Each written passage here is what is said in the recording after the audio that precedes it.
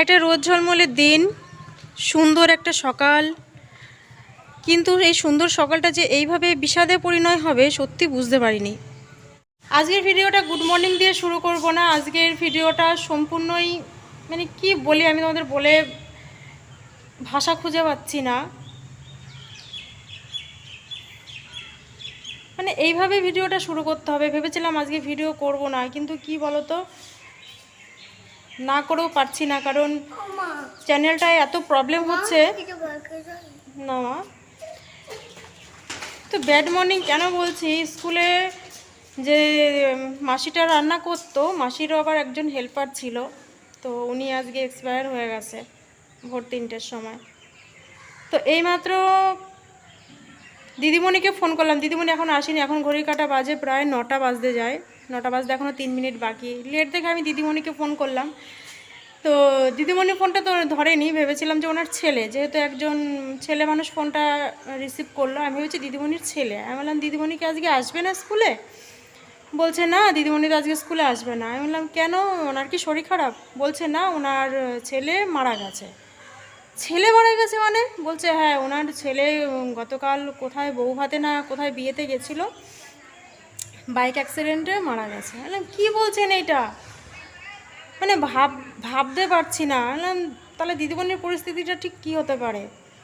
ঠিক আছে, ছেলেটার বয়স 22 থেকে 24 ওরকম হবে। এদিকে মাসির স্কুলে মানে মাসিটা মারা গেছে, উনি বয়স্ক মানুষ মারা গেছে, খারাপ লাগছে সেটার একটা ইসে, যে মানুষ মারা যাবে, এটা মারা গেলে খারাপ লাগে। আর বয়স্ক মানুষ মারা গেলে কি বলো তো, যাক বয়স হয়ে গেছে, একটা অন্যরকম একটা ব্যাপার।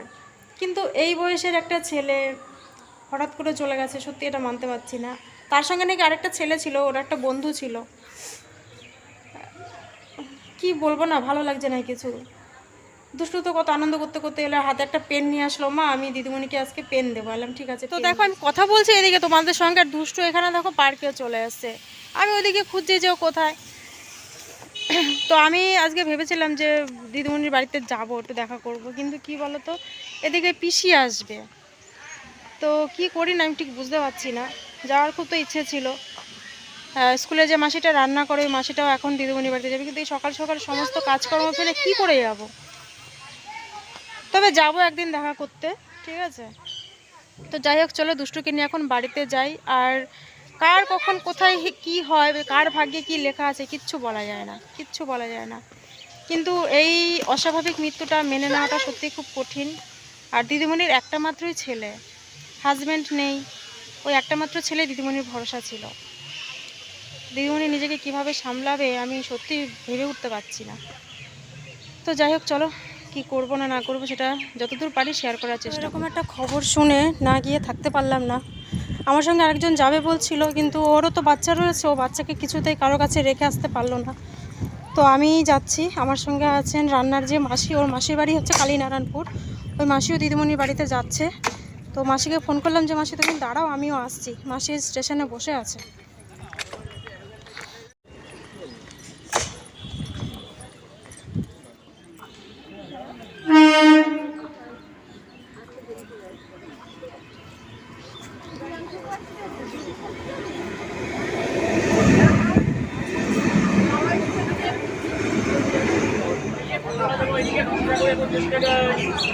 মিষ্টি লেবু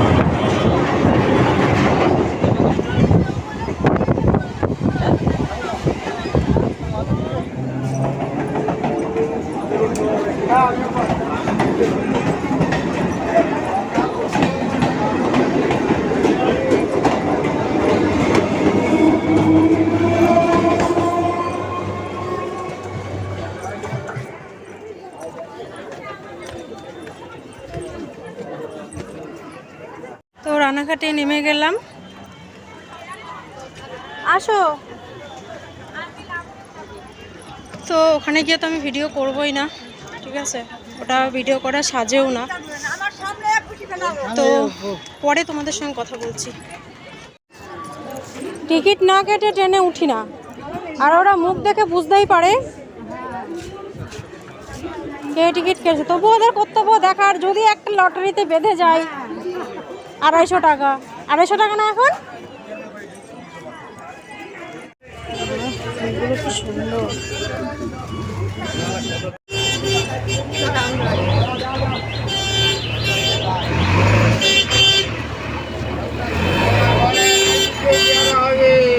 তো দিদিমণি বাড়ি থেকে ঘুরে এলাম, খুব কান্নাকাটি করছে আর কান্নাকাটি করবে, এটাই স্বাভাবিক। তো সেখানে ভিডিও করাটা সাজে না, ভিডিও করিনি। নিজেকেই খারাপ লাগতো, নিজের ওপরেই মানে ঘৃণা আসতো ভিডিও করলে পরে। এখন আছি এই যে রানাঘাট স্টেশনে, ট্রেন ধরবো, ট্রেনের খবর হয়ে গেছে। মানে কিভাবে মানে অ্যাক্সিডেন্টটা হয়েছে তোমরা শুনলে জাস্ট তোমাদের লোম খাড়া হয়ে যাবে। মানে ওরা 2 বন্ধু ছিল, কোনো এক বিয়েবাড়িতে যাচ্ছিল। তো কী হয়েছে, বিয়েবাড়িতে পৌঁছিয়েছে, বিয়েবাড়ি থেকে পৌঁছিয়ে গিয়ে দেখেছে ওর বন্ধুরা সবাই সাদা রঙের ড্রেস পরেছে। তো ওরও কি মাথায় কেড়া নড়লো, ও নাকি সাদা ড্রেস পরতে আবার বাড়িতে এসেছিলো। বাড়িতে এসে আবার যখন যাচ্ছে বিয়েবাড়িতে, তখনই ওরকম একটা টোটোর সঙ্গে অ্যাক্সিডেন্ট হয়েছে। এমনভাবে মানে অ্যাক্সিডেন্টটা হয়েছে, মানে ছিটকে গিয়ে, বাইক থেকে ছিটকে গিয়ে পড়েছে, বুঝলে তো। মানে ওর বন্ধুটা চালাচ্ছিল আর ও পেছনে বসেছিল, এমনভাবে ছিটকে গিয়ে পড়েছে, টোটোর সঙ্গে অ্যাক্সিডেন্ট হয়েছে। পুরো নাকি কারেন্টের যে পোস্টগুলো, ওই পোস্টে গিয়ে পড়েছে, পেছনটা পুরো থেতলে গেছে আর সাইডটা মানে ফ্র্যাকচার হয়ে গেছে পুরো, ডান সাইডটা সম্ভবত বললো, আমার তো ওটা খেয়াল নেই। মানে যখন বলছিল না একজন আর কি ওখানকার পাশেই হয়তো কেউ ওটা হবে, তো ভালো লাগছিল না। তো যাই হোক, ট্রেন ঢুকবে এক্ষুনি, খবর হয়ে গেছে। আর একটু যাওয়ার পথে একটু আমাদের বাজারেও ঢুকবো, কারণ সকালে না কোনো বাজার করা হয়নি। আর আজকে পিসিও আসবে বলেছিল। তো দেখি যদি এত বেলা হয়ে গেছে, প্রায় এখন কটা বাজে, 11:30 বাজে, হয়তো আমার যেতে যেতে ওখানে 12টা বেজে যাবে। তো যদি কিছু বাজার পাই তাহলে আর কি মাছ টাছ নিয়ে যাবো আর কি। আর এখন 11:30 বাজতে যায়, রানাঘাট স্টেশনে ঠিক এতটা ভিড়, মানে এত পরিমাণে ভিড়। আর ওই যে ট্রেন ঢুকছে।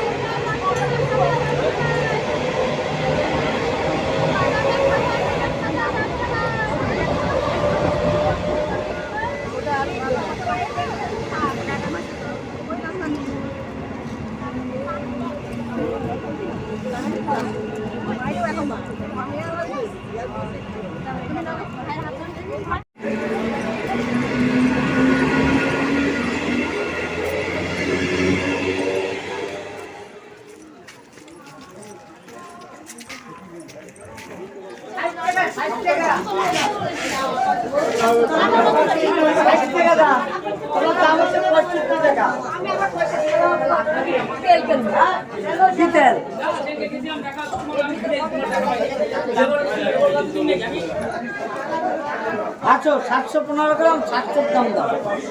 কত দেবো? 175 টাকা। কি বলো? দেবো? দারুন বলা।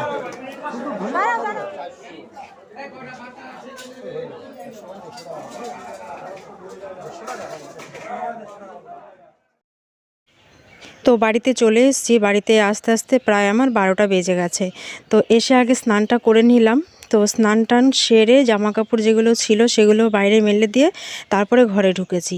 তো যাই হোক, আজকে যেহেতু আমার পিসি শাশুড়ি আসবে, তো শীতের গায়ে দেওয়ার মতন আছে, কিন্তু আবার দুষ্টুর বাবা রাতে যদি বলে যে ওটা বার করো, মানে খাটের মধ্যে রয়েছে হচ্ছে একটা বালাপোষ। বলছে যদি ওটা বার করো, তখন রাত্রেবেলায় না ওটা বার করে ঠিক গায়ে দিতে ইচ্ছে করবে না। তো সেই জন্য ভাবলাম যে এখনই বার করে নিই। আর এখনও হালকা রোদ্দুর আছে বাইরে, যে মানে ওই রোদে আর কি ভালোই মানে একটু গরম হবে আর কি। তো সেই জন্য কি করলাম যে রান্নাটা পরে বসাই, আর স্নান করার আগে আমি মানে মাছ টাছ ধুয়ে রেখে তারপরে স্নান করেছি। এনেছিলাম হচ্ছে একটু ভোলা মাছ, 150 টাকার মতন ভোলা মাছ এনেছিলাম। তো সেই কাজগুলো সেরেই আর কি ঘরে ঢুকি আর কি এই কাজটা আগে করে নিচ্ছি, কারণ রাত্রেবেলায় আমার একদমই ইচ্ছা করবে না এই খাটের এইগুলো তুলে, প্লাইগুলো তুলে বার করার। তো এখনই বার করে দিচ্ছি, বিশেষ করে রোদে দেওয়ার জন্য বালাপোষটা। আর 2 বছর ধরে বালাপোষটা বার করা হয় না, মানে লেপ কম্বল আর ব্ল্যাঙ্কেট ওগুলোই গায়ে দেওয়া হচ্ছে। তো শীতের মধ্যে মানে কি বলতো, গরমে কষ্ট করা যায় কিন্তু শীতে কষ্ট করা যায় না, তাই না? তো সেই কারণেই দেখো খাটের প্লাইটা তুললাম, তুলে তারপরে বালাপোষটা বার করছি। বিশেষত বালাপোষটা বানিয়েছিলাম বড় মেয়ের জন্য, কিন্তু কি বলতো, দুষ্টুর বাবা আবার 2-3 বছর আগে হচ্ছে একটা ব্ল্যাঙ্কেট কিনেছে। তো ব্ল্যাঙ্কেট কেনার পর বড় মেয়ে আর এটা গায়ে দিতে চায় না, কারণ কি বলতো বালাপোষটা খুব ভারী, মানে খুব শীত না পড়লে গায়ে দেওয়া যায় না। তো যাই হোক, মানে বালাপোষটা বার করে নিলাম, এটা এখন রোদে দেব। তার সঙ্গে লেপটাও ভাবছি একটু রোদে দেব। আর রোদে দেবো, আমাদের বাড়িতে তো এখন রোদই পড়ে না, যেহেতু অনেকটা বেলা হয়ে গেছে, রোদটা সরে গেছে। তো পাশের বাড়িতে একটা জায়গায় দেখলাম রোদ পড়েছে, তো ওখানটাতে আর কি একটু রোদে দেব। তার আগে বিছানাটা আগে ঠিক করে নিচ্ছি, বিছানাটা পেতে নিয়ে, চাদরটা পেতে নিয়ে তারপর আর কি রোদে দিতে যাব। তো এত পরিমাণে ধুলো হয়েছে, আর শীতকাল মানেই না প্রচুর ধুলো হয়। আর কি বলতো, ছোট বাচ্চা থাকলে তো মানে ধুলো হবেই, নোংরা করে বেশি। তো যাই হোক, অনেক দিন লেপের ওয়ারটা ধোয়া হয় না, আর একার পক্ষে লেপের ওয়ার খুলে আমার মানে খুব কষ্ট হয়, সেই কারণে অনেক দিন ধোয়া হয় না। তো যাই হোক, কোনো রকম একটু ঝেড়ে ঝুড়ে নিচ্ছি, ঝেড়ে ঝুড়ে নিয়ে তারপরে আর কি ধোয়া কাচা একটা বিছানা চাদর পাতবো। তারপর ঘরটর মুছে সোজা চলে যাব রান্নাঘরে। তো চলো আগে এই কাজটা আগে তাড়াতাড়ি করে সেরে নিই। এখন দেখো 1:20 হতে গেল, আর এই যে বিছানা গুছিয়ে নিয়েছি, একদম পরিষ্কার করে গুছিয়ে নিয়েছি, তার সঙ্গে ঘরটাও মুছে নিয়েছি। আর বেলা যেহেতু এত হয়ে গেছে, কিছু আর করার নেই, এই কাজটা আমাকে করতেই হতো। ভেবেছিলাম আজকে এই কাজগুলো করব, কিন্তু টাইম মতন করতে পারলাম না, দেরি হয়ে গেল রান্নাঘাটে গিয়ে। তো যাই হোক, এখন সোজা যাব রান্নাঘরে, ভাত বসাবো, আর মাছ করব, আর ডাল করব, বেগুন ভাজা করব, এই করব হচ্ছে রান্না। ওদিকে লেপগুলো তো রোদে দিয়েছে, ওগুলো তুলতে হবে। রোদ তো এখন শীতের বেলা, রোদ সরে যায়, কিছু করার নেই। এত বেলা করে একটু রোদে না দিলে না গায়ে দেওয়া যেত না। তো যাই হোক, বিছানাটা গুছানো মানে আমার অনেকটা কাজ সারা হয়ে গেল। এখন সোজা যাবো হচ্ছে রান্নাঘরে। তো রান্নাঘরে এসেছি, রান্নাঘরে এসে দেখি ট্যাপে জল নেই। তো যেই টাইমে আর কি টাইমের জলটা দেয়, 1টার দিকে টাইমের জলটা দেয়, তো এই বড় হাঁড়ি করেই আজকে ভাতটা বসাবো, 2 বারের ভাতটাই আর কি করে নেব। তো পাশের যেই মানে আমাদের এক সাইডে মানে ডাইরেক্ট একটা কল রয়েছে, তো সেইখান থেকে 1 হাঁড়ি জল নিয়ে আসলাম। আর টাইমের জল দিয়ে যদি ভাতটা করি না, ভাতটা বেশ ভালো হয়, সুন্দর একদম ধপধপে হয়, আর ঝরঝরেও হয়। সেই কারণে সবসময় কিন্তু টাইমের জলটা আর কি দিয়ে ভাত করি। আর যখন মানে ট্যাঙ্কিতে জল থাকে না, তখন ডাইরেক্ট যখন জলটা দেয়, তখন আর কি জলটা তুলে রাখি। আর এইভাবে করি বলেই মানে কাজেরও সুবিধা হয়। বেলা যেহেতু হয়ে গেছে অনেকটাই, তাই বেশি কিছু মানে রান্নার ঝামেলাতে যাব না। মাছটা এনেছি, ভোলা মাছ এনেছি, বড় যে ভোলা মাছগুলো হয় সেটাই এনেছি। তো ভোলা মাছটা করব হচ্ছে তেল ঝাল, আর করব হচ্ছে মুসুরির ডাল, পাতলা করে একটু মুসুরির ডাল করব। আর ঘরে বেগুন আছে, একটু বেগুন ভাজা করব। পিসি সকালের দিকে আসতো, তো আমি যেহেতু রানাঘাটে গেলাম, সেই কারণে পিসিকে ফোন করে বললাম, পিসি তাহলে তুমি এবেলায় এসো না, আমি তো বাড়িতে নেই।